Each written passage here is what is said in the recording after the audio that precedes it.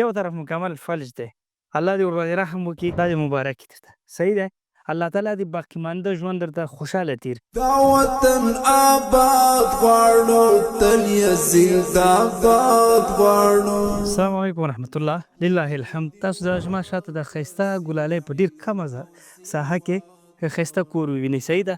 دا کور د چا د هغه کونج کې حاجي صاحب ناست دی، خدایداد حاجي صاحب.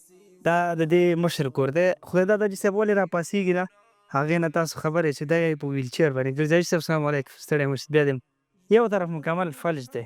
الله دې ورباندې رحم وکړي. بچیان یې واړه دي.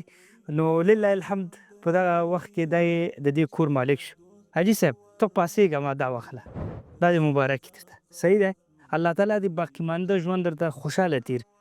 دنیا ده انشاءالله ژوند دی تیریږي، امتحانات دي په الله تعالی څه راکوي په هغه به شکر وباسو نعمتونو باندې، او که دردونه یې او مصیبتونه یې په هغې به صبر کو اجر یې هم شته. صحیح ده که نه؟ دا زموږ ستاسو وعده ده. صحیح ده. نو څه وینا کول غواړې؟ خبره ما سره کړي که نه، الله تعالی دې اجر عظیم ورته ورکړي. اللهم امین. اللهم امین. خدای دې خیر برکت ورکړي چې موږ عزیز بندګانو سره بې وسه بې کسه یعنې فلج یو که نه، کومک کړی ښه نه باره. مخکې کور نه و؟ نه همسایه ما. همسایه وې. اوس خپل کور خاوند شو؟ خپل کور خاوند شو. دغه ځای د مې د ما د یو ورور مې دغه اعصاب خرابه ده، هغه درکړی، هغه ته مې پرېښی ده.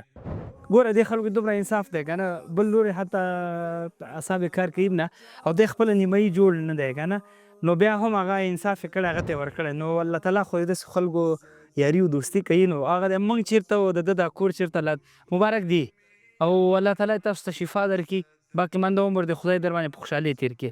او دا ځان سره کېده دوستانو شپږ نوي هم کور دی. څو شپږ نوي الحمدلله اساسي بنسټیزه کارونه به کوو خپل تر وسه او توانه. دا یوازې موږ نسو کولی، تاسو هم راسره اوسئ. یو کوټه دغه ده، دا خدایداد کاکا ته یې پکې لګول، او ګرمي ښه زیاته ده، زه به همدلته ودرېږم. یو کوټه یې دا ده، فرش پکې دی الحمدلله، کډه یې راوړې ده، بسترې یې شته دي، پردې ځاته ځوانتې کړي دي.